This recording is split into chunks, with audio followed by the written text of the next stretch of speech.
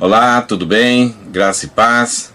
Vamos continuar estudando a série Jornada Bíblica do Novo Testamento. Estamos trabalhando na ideia do pano de fundo, do ambiente, do terreno em que Jesus andou, tanto culturalmente, economicamente, religiosamente. Hoje vamos tratar de um assunto interessante, que vai dar-nos uma boa oportunidade e uma capacidade para nós entendermos alguns conflitos em que Jesus teve. Tanto na época de Jesus, como também depois o apóstolo Paulo e os discípulos, quando pregavam o evangelho, a expansão do reino, encontravam facilidades, mas também dificuldades na pregação do evangelho. A grande questão é por que Jesus então foi considerado pelos judeus como um grande escândalo, e por que Jesus foi considerado pelos gregos, pelos gentios, pelos povos que não eram judeus, uma grande loucura. Se nós, quando estudamos a respeito de Jesus, vemos a sua bondade, o seu caráter, a sua verdade, o seu amor pelas pessoas, por que então o evangelho foi uma dificuldade para ser ensinada, para ser aceita naquela época? E continua até hoje, né? Durante todos esses séculos, esses 2 séculos que nós temos, nós vemos a luta do evangelho e as tentativas de pessoas mudarem o evangelho porque não aceitam Jesus do jeito que ele é e não aceitam a mensagem de Jesus do jeito que ele é. Porque sempre Jesus foi considerado tanto pelos judeus como um grande escândalo, mas também pelos gentios como uma grande loucura. Então, essa ideia de escândalo e loucura vem através daquilo que Paulo escreveu em 1 Coríntios capítulo 1, versículo 22 e 23. Paulo escreveu assim: os judeus pedem sinais miraculosos e os gregos procuram sabedoria. Nós, porém, pregamos a Cristo crucificado, o qual de fato é escândalo para os judeus e loucura para os gentios. Tanto Jesus foi muito forçado no seu ministério a se adaptar, a ficar em cima do muro. Ele foi tentado várias vezes a se encaixar na mente, nos conceitos, nos preconceitos religiosos, econômicos e políticos da época. A mesma coisa aconteceu com Paulo. E ele lutava para manter firme as igrejas em qual ele instituía, para que elas permanecessem genuinamente na fé, para que não se desviasse nem para a esquerda e nem para a direita. E Jesus alertou muitos discípulos a respeito disso. Uma vez ele falou assim: cuidado com o fermento dos fariseus, isto é, alguma coisa que pode ser incluída na mensagem do evangelho, na composição das verdades, nos dogmas da fé cristã, que pode inflar, que pode trazer até uma aparência diferente, mas vai perder a essência e o propósito do que é o evangelho. Paulo também, em 2 Coríntios, ele fala, no capítulo 2, ele fala para nós não empanarmos, não encobrirmos o evangelho, não apresentarmos ele de uma outra forma, só porque o contexto social, o contexto sociocultural exige isso de nós. Então, desde a época de Paulo, desde a época de Jesus até os nossos dias, e principalmente dos nossos dias, nós vemos essa tentação, esse perigo que tem o evangelho de ser mudado. Mas a grande questão, então, por que Jesus não foi aceito?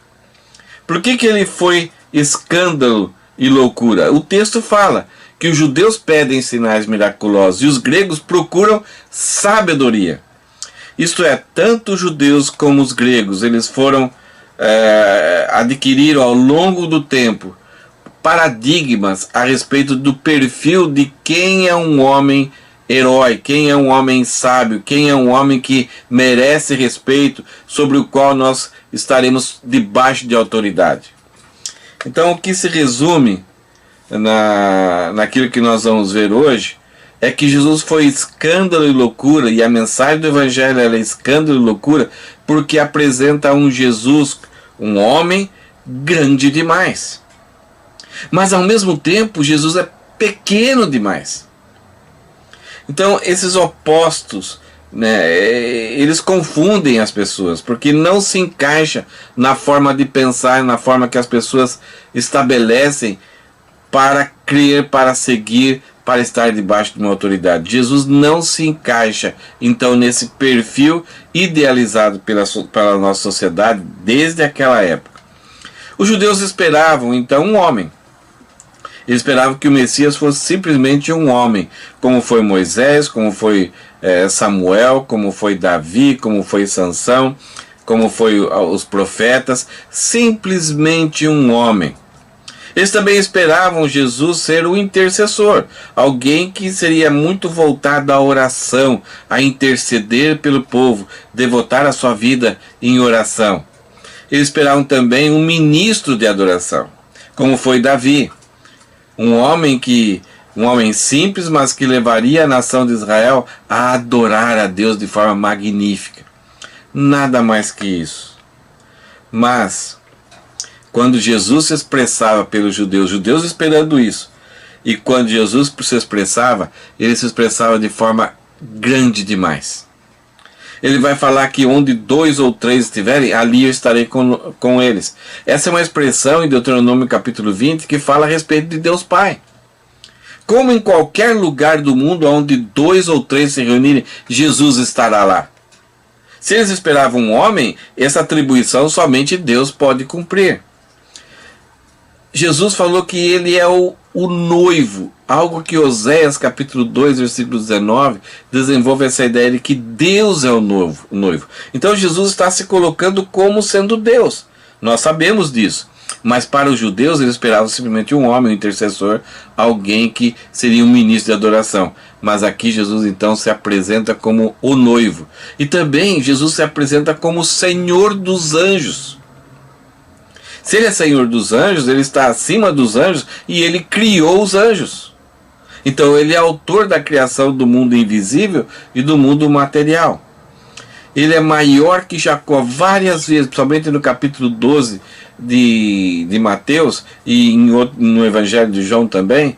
Jesus vai falar que ele é maior do que Jacó. Jacó, que é o pai das 12 tribos, dos 12 filhos que geraram as 12 tribos. É o pai da nação de Israel. E Jesus fala que ele é maior que ele. Então, para os judeus isso soava com uma grande arrogância. Jesus está se apresentando então como Messias, ele não passa de ser um homem, de um intercessor e de um ministro da adoração. Mas Jesus veio muito mais além que isso. Ele fala que ele é maior que os anjos, Senhor dos anjos, maior que Jacó e maior que Abrão e os profetas. Inclusive ele usa um jogo de palavras, uma conjugação na gramática que é estranha, parece que ele tinha cometido um erro, mas ele justamente está falando a verdade. Ele chega para as pessoas daquela época e fala assim: antes que Abraão existisse, eu sou. Tá errado.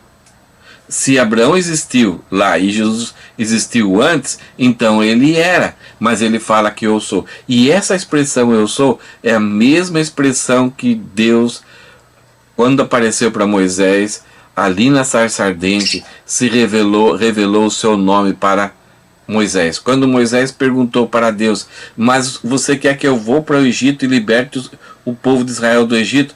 Mas quem eu devo então falar para o faraó que me mandou, que me enviou para eu tirar o povo do Egito? E Deus fala assim: diga para ele, o eu sou te enviou. Essa é uma expressão que em nenhuma forma os judeus usavam desse jeito. O eu e o sou, pronome e verbo. No Evangelho de João isso é muito patente, isso é muito evidente, porque somente Jesus vai usar várias vezes: eu sou a porta das ovelhas, eu sou o caminho, a verdade e a vida, eu sou a ressurreição da vida, eu sou a luz do mundo. Ele usa de forma proposital e de forma contundente essa forma, eu sou, levando os judeus a pensarem que ele está cometendo uma blasfêmia ou está reivindicando para ele aquilo que a mesma igualdade com Deus. E ele fala: antes que Abraão existisse, eu sou. Porque essa é a verdade a respeito de Jesus. João fala que a verdade veio ao mundo e o mundo amou mais as trevas. Só que quando Jesus expressa a verdade e as pessoas, em vez de aceitarem e abraçarem e gloriarem-se nisso e louvarem a Deus porque a verdade chegou e a verdade estava encarnada, eles querem apedrejar, matar, e até falam que Jesus fazia tudo o que ele fazia pelo poder de Satanás. Por isso que João fala, a verdade veio ao mundo, mas o mundo amou mais as trevas. Porque a verdade não se encaixava nesse perfil que os homens que conheciam até a palavra de Deus elaboraram a respeito de quem é Jesus, quem seria o Messias e qual seria a missão dele. Além disso, Jesus vai falar que ele é maior do que Moisés, ele tem muito mais autoridade que Moisés. Moisés era, não vou dizer que era idolatrado, mas era quase isso. Moisés era tudo para os judeus. Aquilo que Moisés escreveu, os 5 livros da lei, regia toda a nação de Israel, tanto socialmente, religiosamente, espiritualmente, politicamente. Os escritos de Moisés, que também foram mudados, né? Foram enxertados muitas ideias que os fariseus e saduceus enxertaram, mas mesmo assim Moisés era 1500 anos seguindo a lei de Moisés. E agora vem Jesus e fala assim: ouviste o que foi dito, isto é, o que Moisés disse. Ele fala assim: eu porém vos digo. Peraí, que autoridade tem Jesus? Ou somente Moisés poderia acrescentar, mudar ou corrigir alguma coisa da lei que foi publicada com ele? Ou somente Deus, porque foi Deus que deu a lei para Moisés. Então somente Moisés ou somente Deus? E aí Jesus vem dizendo: ouviste o que foi dito, eu porém vos digo. Então ou Jesus é Moisés, ou tem maior autoridade que Moisés, ou ele é o próprio Deus. Para eles, aquele nazareno, aquele homem simples, jovem, de 30 anos, falando essas verdades, essas ideias, era um grande perigo. Ele está confundindo o povo. E Jesus fala ainda que ele é maior do que o templo. E que ele tem poder de destruir aquele templo e reerguer aquele templo novamente depois de 3 dias. Que absurdo! Só que eles não entendem que Jesus está falando a respeito dele. Aquele templo, Jesus está diante do templo e aquele templo que Jesus está se referindo é o templo que foi reconstruído por Herodes o Grande. Era uma maravilha, era muito grande, era dourado, era orgulho para os judeus. Os judeus já tinham passado por uma experiência do templo de Salomão ser destruído. E agora Jesus falando que esse templo será destruído e ele vai reconstruir em 3 dias. Que absurdo isso! O templo levou anos para ser reconstruído. Quem é esse Jesus que pode fazer isso? Mas ele estava se referindo a ele. E ele também fala que ele é Senhor do sábado. Várias vezes Jesus faz algumas coisas, ele cura no sábado, os discípulos comem os pães da proposição no sábado. E os fariseus vinham com unhas e garras assim sobre ele, e o sábado era sagrado para ele. Então eles tinham assim uma vigilância muito grande contra qualquer pessoa que falasse ou fizesse alguma coisa no sábado, para que o sábado fosse, ninguém desse um exemplo ruim a respeito da guarda do sábado. E quando Jesus faz o milagre no sábado, ou come os pães da proposição no sábado, e os discípulos e os fariseus vêm em cima dos discípulos, Jesus fala assim: eis aqui quem é maior do que o sábado. O que ele está querendo dizer isso? Jesus tinha 25 horas? Não. Ele está dizendo que Jesus é o legislador do sábado. Ele é o princípio do sábado. O sábado foi feito por ele e para ele. E ele tem toda a autoridade sobre o sábado. Que cara grande demais! Como que pode ser isso? Então eles esperavam um homem, um intercessor, um ministro de louvor, e Jesus se apresenta como maior que o templo, maior que Moisés, maior que Abraão, e maior e Senhor e maior que o sábado. E ainda ele fala que ele é maior que Salomão e Jonas. Salomão, nós sempre ouvimos falar sobre Davi, falamos muito sobre Davi. Salomão, a gente tem umas histórias positivas e negativas. Começou muito bem, mas terminou muito mal. Ele buscou em tudo quanto é coisa da vida para achar um significado e achar a razão, e no final ele fala assim: temer a Deus é o princípio de todas as coisas. Mas Salomão é o único rei que conseguiu levar a nação de Israel ao seu auge. Então, sob Salomão, a nação tinha paz, riqueza, tinha todas as tribos servindo, tinha um lugar de adoração, um templo. Davi não conseguiu construir o templo, então Salomão construiu o templo. Então Salomão levou ao ápice. A nação de Israel nunca conseguiu outro momento diferente do que Salomão conseguiu.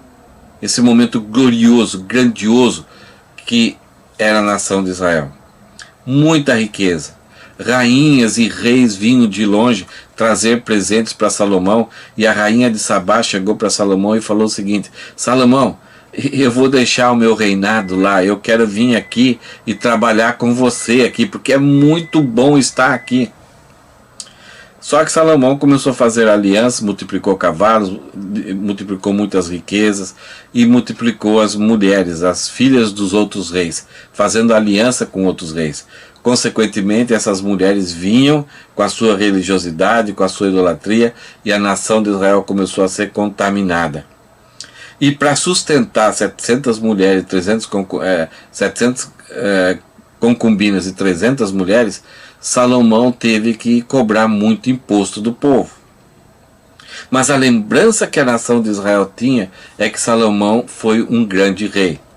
E conta-se, fora das escrituras, as lendas judaicas diziam que Salomão, isso é lenda, não tem nada registrado, não tem nada verdade, mas ao longo do tempo se vai inventando lendas sobre o poder de Salomão. Ele dizia que ele tinha um anel especial, e com esse anel, então ele expulsava demônios. Então essa lenda chegou até Jesus. O povo de Israel lembrava desses contos, dessas superstições. Mas só que agora Jesus tem poder sobre os demônios, não com um anel, com uma palavra, com uma ordem, subjugando um mundo espiritual que nenhum imperador conseguiu em nenhum momento. Jesus então subjugava. Ele tinha essa autoridade maior do que o próprio Salomão. E ele fala: eis aqui quem está maior que Salomão. Mas quando olhava para Jesus, ele tinha uma peça de roupa somente. Cadê os cavalos? Cadê as alianças com os outros povos? Mas é a ele que vai então um dia levar a nação de Israel a ser muito mais gloriosa do que foi com Salomão, porque será uma nação salva. E sobre Jonas? Jesus fala que ele é maior do que Jonas. Quando lembramos de Jonas, lembramos da sua desobediência, da sua dedução errada. Ele tinha uma teologia boa com dedução errada. Ele falava que cria no Deus criador dos céus e da terra, mas ao mesmo tempo dispôs a fugir da presença de Deus. Então nós temos esses problemas de Jonas. Mas Jonas é o profeta que, quando foi pregar, usou somente 6 palavras e 120 mil pessoas se converteram. Um reinado se colocou de joelhos diante de Deus, vestiu-se de saco, proclamou um jejum e um dia de arrependimento. E aquela geração foi salva. Posteriormente, 120 anos depois, aquele povo se esqueceu de Deus e se rebelou contra a nação de Israel, e aí Naum vai proclamar uma palavra de condenação e eles vão ser destruídos. E Jesus está falando: eis aqui que é maior que Salomão, com toda a autoridade, e eis aqui que é maior que Jonas, que ao pregar, ao levar a mensagem, muito mais pessoas vão crer. Pessoalmente, Jesus nunca saiu do território da Palestina, a não ser no seu nascimento, quando ele foi até o Egito. Mas no seu ministério ele nunca saiu, mesmo assim levando muitas pessoas a fazer as pazes com Deus, a serem regeneradas, a serem justificadas. Mas mesmo após ele morrer, hoje o nome dele, a pregação a respeito de Jesus, leva muitas pessoas ao redor do mundo todo ao encontro, à pacificação com Deus, a serem salvos da ira e da condenação de Deus que estava sobre a humanidade. Então Jesus fala, eis aqui que é maior que Salomão e Jonas. Mas como aquelas pessoas podiam aceitar ao olhar para Jesus falando isso? Era grande demais. Só que Jesus é grande demais. Os judeus esperavam também que Jesus afrontasse as autoridades, que ele chegasse lá e batesse de frente com as pessoas, que o Messias fizesse isso. E Jesus não fez. Jesus se rendeu e se entregou, não abriu a boca, deixou ser julgado, deixou ser perseguido. Ele não afrontou, ele não bateu de frente. Algumas vezes ele disse palavras duras no seu discurso ali no templo. Ai de vós, escribas e fariseus. Ele jogava limpo, ele era honesto com as pessoas, não jogava para a torcida. Teve um velhinho uma vez que chegou para Jesus e perguntou qual eram os 2 mandamentos. E Jesus respondeu de acordo com a lei. Os 2 mandamentos: amar a Deus sobre todas as coisas, o teu próximo como a ti mesmo. E esse velhinho olha para Jesus, um homem sábio, e fala assim: respondeste bem. Aí Jesus fala para ele: olha, que bom, você está perto do reino dos céus. Jesus não falou que ele estava no reino dos céus, porque a verdade é que ele estava perto. Ele cria quase exatamente o que o Evangelho. Ele só precisava aceitar a Jesus como Messias. Então Jesus não jogou para a torcida, mesmo tendo todo o carinho, toda a reverência, respeito para esse homem. Jesus falou assim: você está perto, mas o perto não significa que está dentro. Não sei se esse homem veio a converter, eu espero que ele tenha se convertido, que essas palavras bateram firme no coração dele e eles entenderam que Jesus era o Messias. Os judeus também esperavam um rei libertador, um rei poderoso, que arregimentasse um exército forte, homens inteligentes, corajosos, para ele destruir a opressão de Roma sobre Israel, a cobrança de impostos. E Jesus frustrou isso, porque Jesus se apresentou como pequeno demais. Ele falou: olha, se a esfinge na moeda é de César, dai a César o que é de César, dai a Deus o que é de Deus. Então Jesus, ele até falou: se algum soldado te obrigar você a carregar as encomendas do correio por 1 milha, vai com ele 2. Então, esse rei nós não queremos. É um rei muito fraco. Então Jesus não se encaixava, porque ele era pequeno demais nessa área. E eles esperavam que Jesus fizesse maravilhas, sinais, igual Moisés fez, as 10 pragas, o mar vermelho, a serpente de bronze, coluna de fogo e fumaça durante as terras se abrindo, pessoas sendo julgadas por Deus. Jesus não fazia isso. E é interessante, boa parte dos milagres que Jesus fez era em oculto, não era diante da multidão. Poucas pessoas viram claramente que era Jesus o autor daquele milagre. Os evangelhos então narraram, porque os discípulos viram e então deixaram registrado para que nós pudéssemos crer que Jesus é o Messias, é o rei prometido por Deus. Mas os judeus queriam isso, e apesar de Jesus estar ensinando e falando e fazendo, curando, ele sempre nos dá um sinal. E Jesus disse diante dos discípulos que uma geração mais perversa, uma geração mais adúltera, pede um sinal. É isso que os judeus queriam, provinhas. E Jesus não deu nenhuma prova, a não ser a morte e a ressurreição. E eles estavam com os olhos cegos. Mas quando muitos sacerdotes e muitos fariseus depois ouviram o Evangelho, foram chamados por Deus, eleitos por Deus, regenerados, então justificados, eles passaram a crer e passaram a ser os mestres da Bíblia para aquela nova geração da igreja que nasceu ali em Jerusalém. Então os judeus esperavam um rei Esperavam um homem, ao mesmo tempo um homem, mas Jesus foi grande demais e ao mesmo tempo foi pequeno demais. Que frustração eles tinham ao checar Jesus, que parecia que era o Messias, mas não se encaixava naquilo que eles criaram ao longo do tempo. Essas ideias que os judeus tinham desse Messias, elas estavam na Bíblia. Eles leram, sentiram de forma diferente, mas também foram muito influenciados pelas ideias gregas. Nós estudamos que o Império Grego influenciou muito. Alexandre o Grande espalhou professores por todo o Império para ensinar a respeito da filosofia, do pensamento, do modo de viver, dos valores e princípios dos gregos. Depois dos gregos veio o Império Romano. O Império Romano conquistou todo o mundo daquela época de forma política, de forma militar, mas não conseguiu implantar uma filosofia romana. A filosofia ainda continuou, o modo de pensar, o modo de entender a vida continuou sendo grego. Então, quando Jesus vem, ele tem o Império Romano dominando, mas o pensamento grego vigorando, então, sobre as pessoas. E os filósofos gregos, muitos deles existiram, tem alguns mais importantes ou não, outros menos importantes, mas todos eles tinham ideia do que é um homem que deve ser respeitado. Como deve ser um líder, como deve ser uma pessoa de autoridade, que possa ocupar um cargo, uma posição de honra, de governo, ou até sendo um rei, um imperador.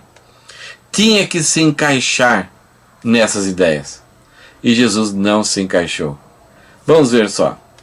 O homem sábio tinha que vir da nobreza. Jesus, ele é da nobreza, mas ele foi filho de um carpinteiro. Veio lá de Nazaré, uma cidade insignificante. Até os judeus que deram uma vacilada falaram assim: poderá vir alguma coisa boa da Galileia? Só que eles esqueceram que Naum foi um dos melhores profetas, um dos profetas que eles tinham muito orgulho, tinha morado no norte, na Galileia.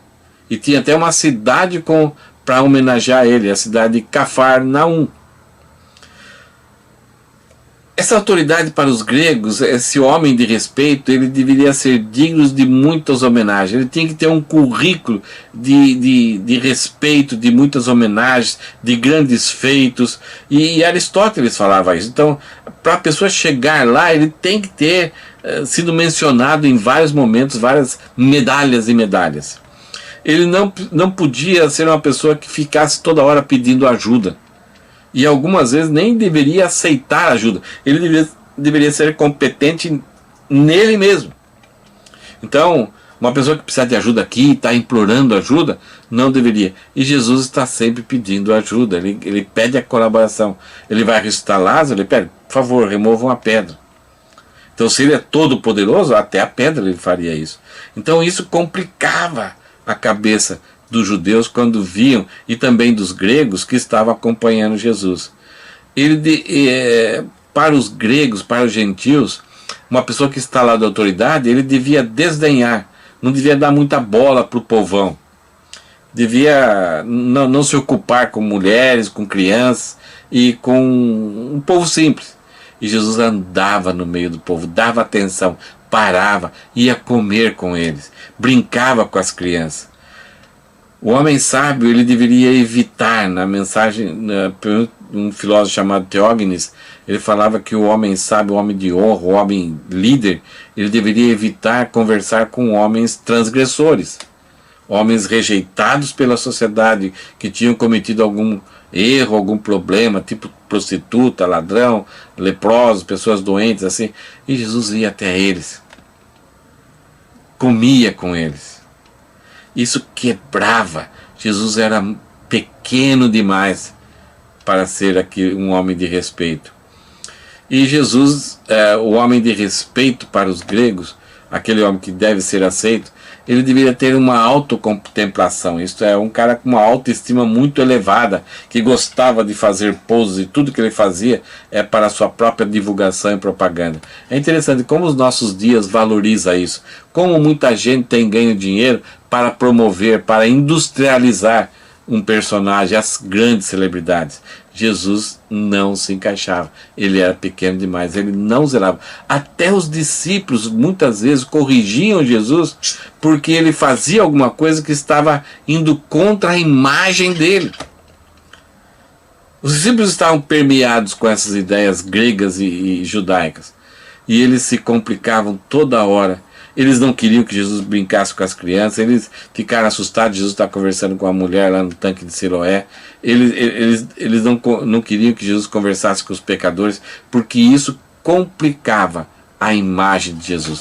E Jesus, de forma proposital, judiando dos discípulos, tentava ensinar para eles que a verdade era ele, e o resto era tudo cosmético, era o que o mundo criou, e era o próprio engano, era a própria falsidade. Os gregos também esperavam que, a respeito desse homem sábio, que esse homem levasse sempre a ideia de olho por olho, dente por dente. Isso é, se fez alguma coisa para ele, ele não pode retornar com bem, ele tem que ser mais drástico ainda. Se ele é um homem de autoridade, se ele tem poder, ele tem que punir, ele tem que tomar providência, ele tem que tirar satisfação. E Jesus não. Ele até orou na cruz por aquelas pessoas que o levaram até ali. E Paulo vai ensinar também como nós devemos tratar os nossos inimigos. E essa ideia de inimigos, o Sócrates falava que nós temos que odiar os inimigos, deixá-los longe, destruí-los, acabar com eles, porque aí você vai mostrar dignidade, você vai mostrar respeito e autoridade. Jesus não. Ele amava, e ele até nos ensinou: amai os vossos inimigos. O homem sábio, para os gregos, para a filosofia grega e até hoje para os nossos dias, devia ter um amor pelo poder político. Então fazer alianças, fazer acordos, fazer negociatas para alcançar o poder, estar lá em cima do poder. Então deveria ser uma pessoa inabalável, insensível, por causa do poder, do amor pelo poder, e ter ser muito corajoso, enfrentar e ter uma morte gloriosa caso essa acontecesse. Resumindo tudo isso, é quase que um psicopata nos nossos dias. Por isso que o poder e o amor à política transforma essas pessoas em pessoas falsas, que não têm amor nem por si próprio, nem por amigos. É tudo negociado, é tudo amor pelo poder, pelo poder. Jesus não se encaixava dessa forma. Ele não buscava o poder pelo poder. Ele tinha toda a autoridade, foi dada toda a autoridade nos céus e na terra para ele. Mas ele não fazia negociatas. Ele não fazia acordos, ele não corrompia pessoas para ser do seu partido, do seu grupo, dos seus discípulos. E ele era corajoso, mas muitas vezes até mostrou sinais de fraqueza lá no Getsemane. Ele sofreu ali angústia, tristeza profunda, como se fosse sentir a morte ali. Chorou lágrimas de sangue. Então ele mostra a sua perfeita e santa humanidade.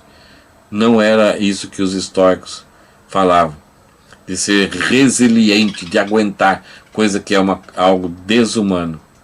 Enquanto os homens poderosos deviam procurar uma morte gloriosa em batalha ou traídos pelos inimigos, Jesus se sujeitou a uma morte, um julgamento e uma morte de cruz, vergonhosa, como bandido, como criminoso. Jesus não, para nós, para aquele que crê, a cruz é a grande glória de Jesus. Mas naquela época ela significava a maior vergonha que um ser humano podia passar, a maior punição que uma pessoa poderia passar. Seria vergonhoso para a família, para todo mundo. E Jesus, por isso que Jesus foi cuspido ali. Porque então ele era uma pessoa rejeitada, vergonhosa. Que nós vimos hoje então o porquê que Jesus foi considerado grande demais e pequeno demais. Por isso, por causa disso, ele foi um escândalo e foi uma loucura. Por isso que hoje em dia nós vemos pessoas que têm dificuldade de crer em Jesus. Quando começam a saber informações sobre Jesus, ele fala assim: não, mas ele é muito fraco. Ele era muito arrogante, era grande demais, mas ao mesmo tempo ele deixou-se morrer, ele falava que ninguém tira a minha vida, eu voluntariamente a dou. Se ele tinha tanto poder, por que ele não resolveu se defender? E essa era a razão ali do ladrão da cruz com ele. Se você é realmente o Filho de Deus, por que não nos liberta daqui? E até hoje pessoas têm colocado Jesus, confrontado Jesus. Se tu és realmente o Filho de Deus, me mostra um sinal. Se lembra que os judeus pedem sinais. E os gentios, os gregos, pedem sabedoria, querem entender as coisas. Enquanto nós não tivermos a mente regenerada e a salvação em Cristo, pelo auxílio do Espírito Santo, nós nunca vamos entender a verdade que é o próprio Jesus. Então Jesus teve dificuldade naquela época e até hoje de ser crido, ser aceito, porque ele era grande demais e ao mesmo tempo foi pequeno demais. O problema não estava em Jesus, o problema estava em nós, no nosso coração. E até hoje nós estamos construindo uma caricatura errada daquele homem que deve ser prestigiado. Nos nossos dias nós valorizamos cantores, artistas, celebridades e políticos. E projetamos nesses homens perfis e paradigmas grande demais ou pequeno demais. E por isso Jesus Cristo muitas vezes não se encaixa nisso. Porque em Jesus nós encontramos a verdade daquilo que Deus quer de nós. Hoje em dia também nós muitas vezes projetamos que um líder de uma igreja, que um pastor ou que um membro de uma igreja deve ser assim. Essa projeção algumas vezes está influenciada pelo judaísmo e pelo pensamento grego. Há muitos coaches aí levantando a autoestima da pessoa para que a pessoa seja grandiosa. E quando a gente vai para as Escrituras, nós vemos um padrão totalmente diferente, a imagem de Jesus. Eu convido você para se livrar dessas pressões da sociedade contemporânea e buscar em Cristo um modelo de viver e um modelo de ser. É um modelo libertador, que você vai encontrar a paz de Deus no seu coração e o Deus da paz no seu dia a dia.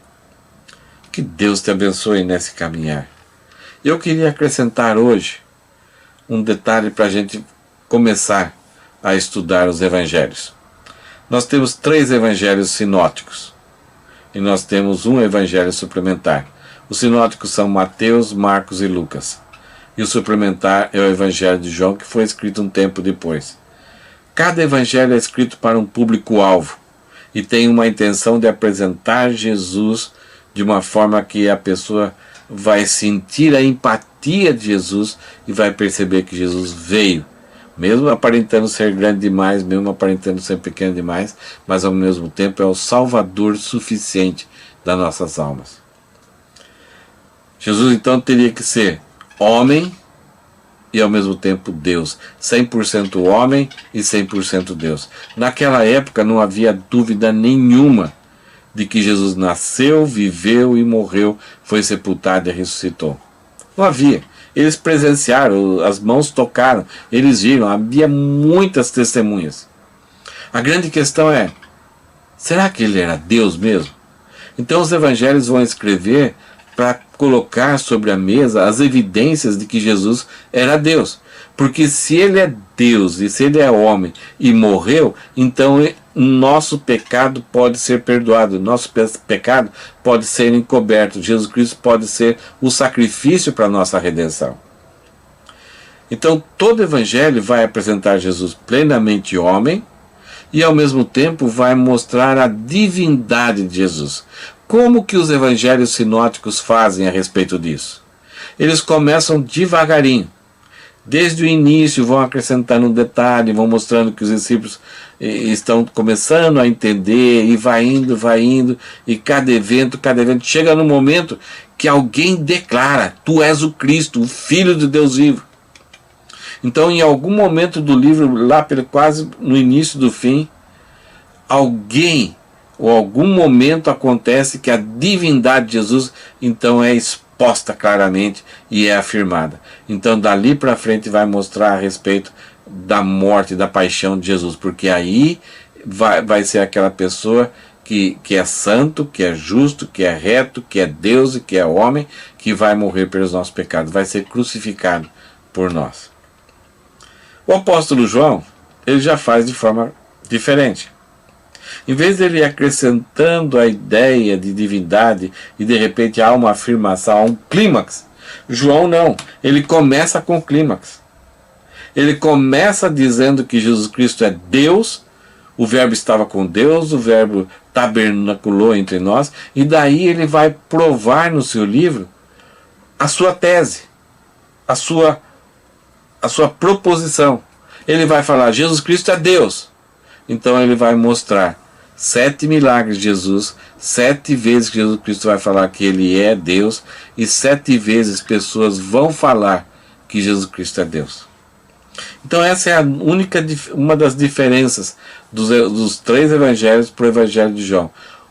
Apesar que os 4 estão preocupados em que os leitores saibam categoricamente que Jesus ele é plenamente homem e plenamente Deus, e foi sacrificado em favor para redimir a humanidade dos seus pecados. Então todo aquele que nele crê será salvo. Que Deus tenha te ajudado hoje a entender um pouco esse simples fato de que Jesus foi escândalo e loucura para judeus e gentios, porque ele era grande demais e ele era pequeno demais, e que os evangelhos se preocupavam em provar a divindade de Jesus plenamente com a humanidade. Agora, quando você ler os evangelhos, quando a gente for estudar, nós vamos mencionar várias vezes isso. E quando você ler, você vai perceber que os conflitos que surgem são derivados dessas ideias que os homens daquela época tinham de forma errada a respeito de quem deveria ser o Messias, ou como deveria ser um homem sábio, um homem respeito, um homem que poderia ser um rei e um líder. Que Deus tenha te abençoado nesse estudo e que te abençoe então na sua caminhada de descoberta da verdade a respeito de Jesus. Amém? Que Deus te abençoe. Até o próximo estudo.